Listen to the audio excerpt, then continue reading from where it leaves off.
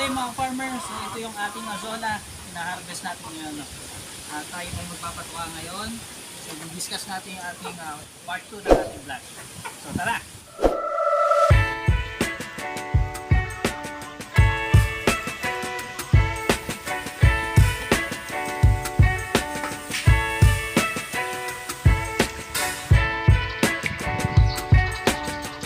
So ito mga farmer, ang kahalagahan ng meron tayong alternative feeds, no? Gaya ng azola. So ito yung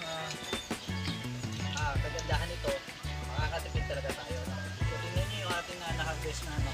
At mamaya, inimigsan natin ito ng ating commercial feeds. No? So as a supplement feeds kasi natin. No? So yun kasi ang tawag ng mga vet, no, sa mga commercial feeds. So supplement feeds. Kasi ang mga manok, ay dapat siya talaga naka-free range. No? Kasi sila yung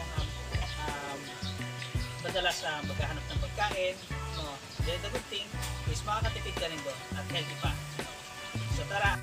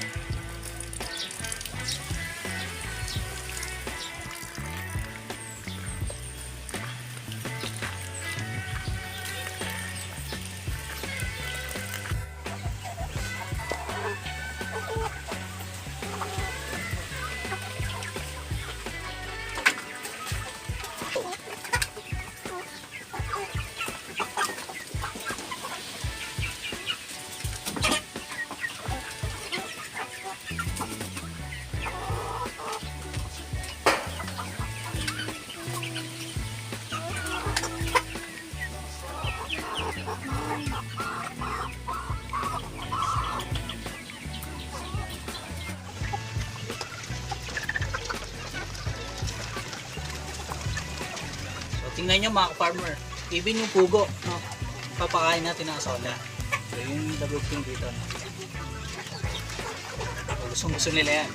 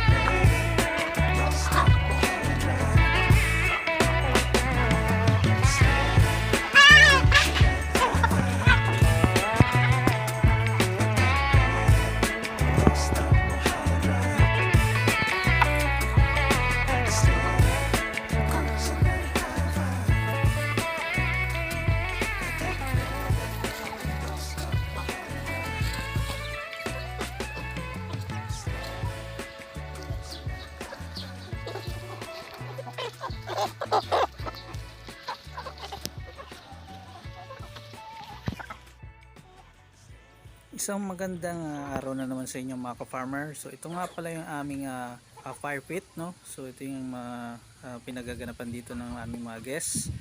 Ayan, so dito sila nagbo-bonfire settings nila, no? The good thing is dito sila nakakapagkwentuhan ng husay, no?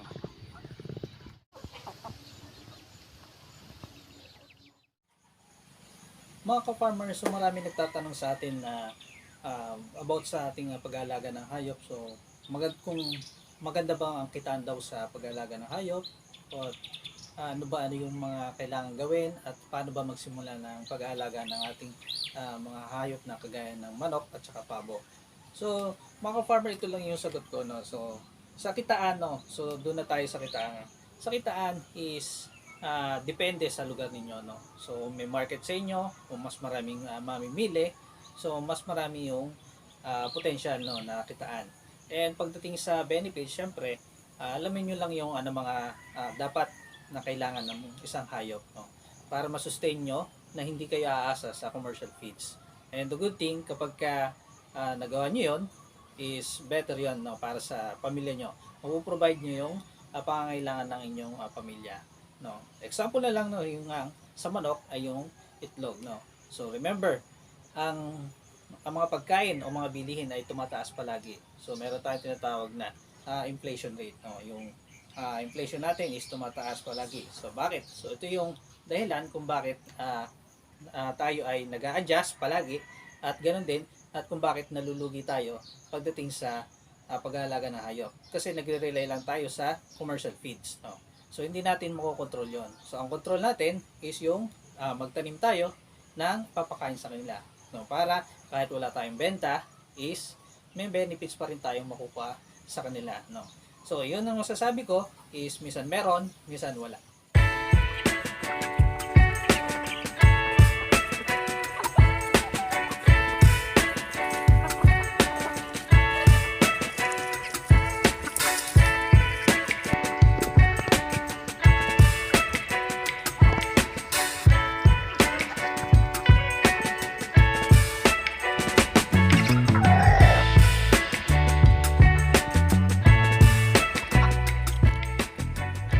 Farmer, marami din nagtatanong sa akin kung malaki ba daw ang kitaan sa pag-aalaga ng manok.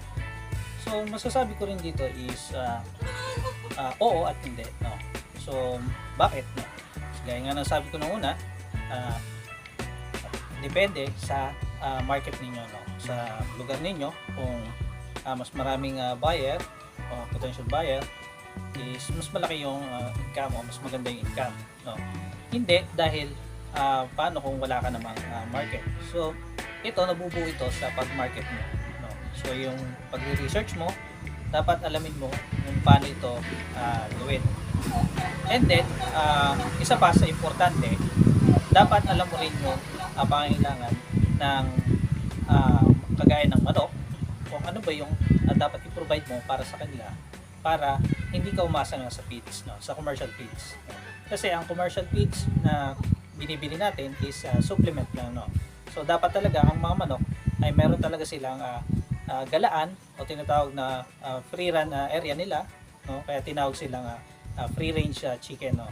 So the good thing kapag meron kang ganon is mas nakakatipid ka at mas maganda yung income mo, no.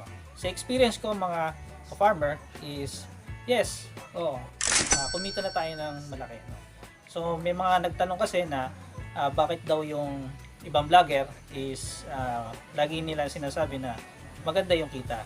So sa akin ay nakadepende, no. Nakadepende 'yon sa inyo kung paano nyo gagawin yung inyong market.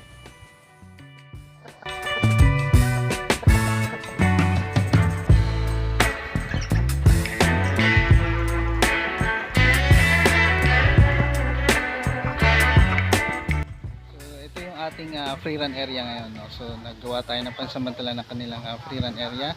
So hindi pa tapos yung ating pinapagawa, no. So mapapansin niyo may mga poste siya, yung ibang mga poste ay hindi pa gawa, no, gaya nito. So yung ating target is, o yung goal natin is yung malagyan siya ng roof. So para kahit umuulan, no, makakagala sila, no. So yung ating ilalagay na bubong is yung tawag doon, parang plastic siya, yung parang polycarbon yata yung tawag doon. So I don't know kung ano yung tamang specific na tawag doon sa bubong na yan, no? So basta siya ay transparent, no.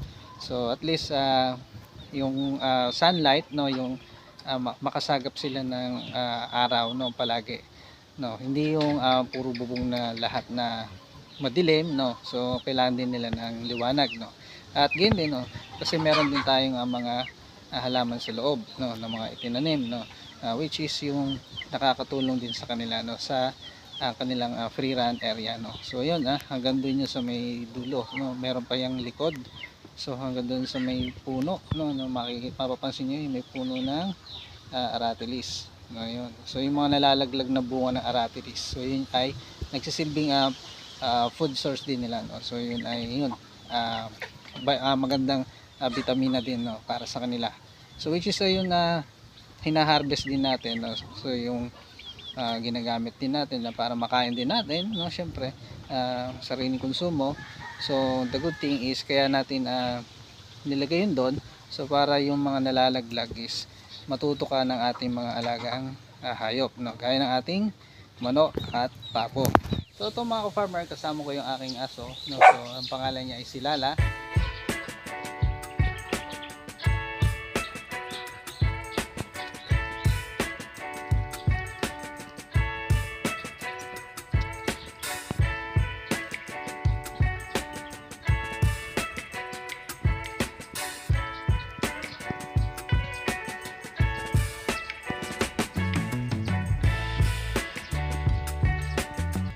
Ayan, babae kasi siya, no. So yung ating cute, no, na alaga, no. So maliit lang siya, no. So ang tawag sa kanya is toy poodle, no. Yun yung breed na niya.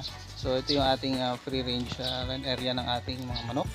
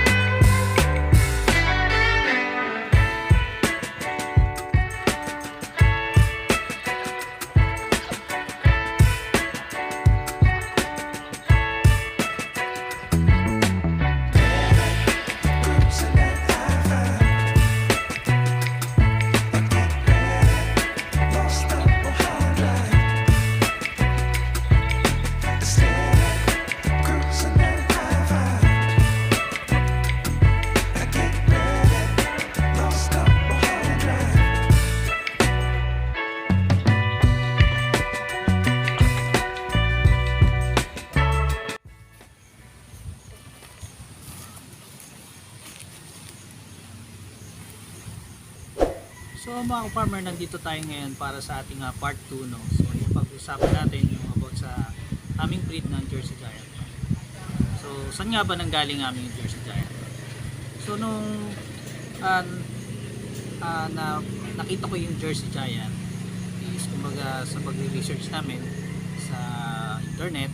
So kumbaga ano ba yung malaking manok, no? So palaging lumalabas sa Google, no, pag-research natin yung Jersey Giant, no, nabibilang siya palagi.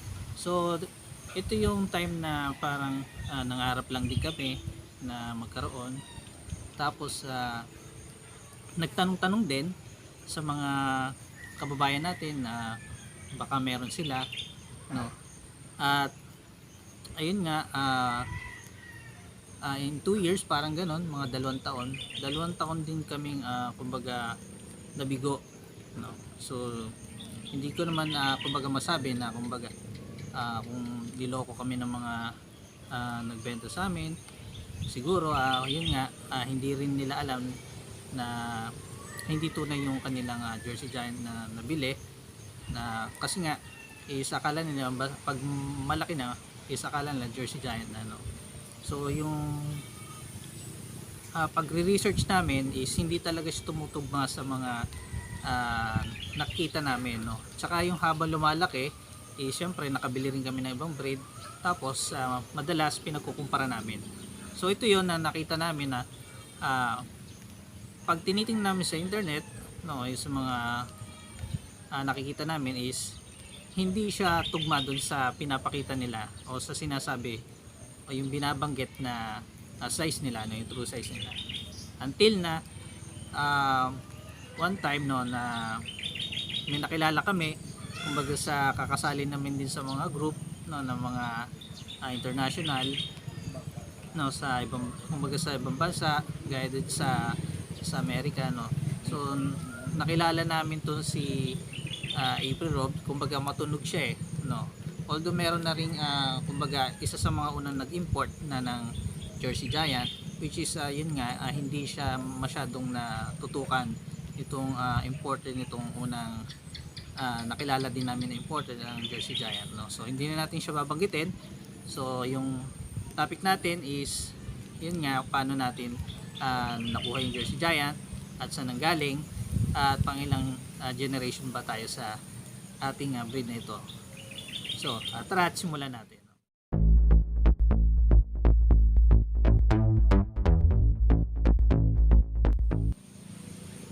Ayun mga ka-farmer, no. So yung Jersey Giant namin is may dahilan kung paano kami nakakuha nito. So nakakilala kami ng isang kaibigan, which is yung ang kanyang pangalan ng kanyang farm is Elrich, no, Elrich Farm. So ito nakilala namin yung itong taong ito is isa din siyang vlogger, no.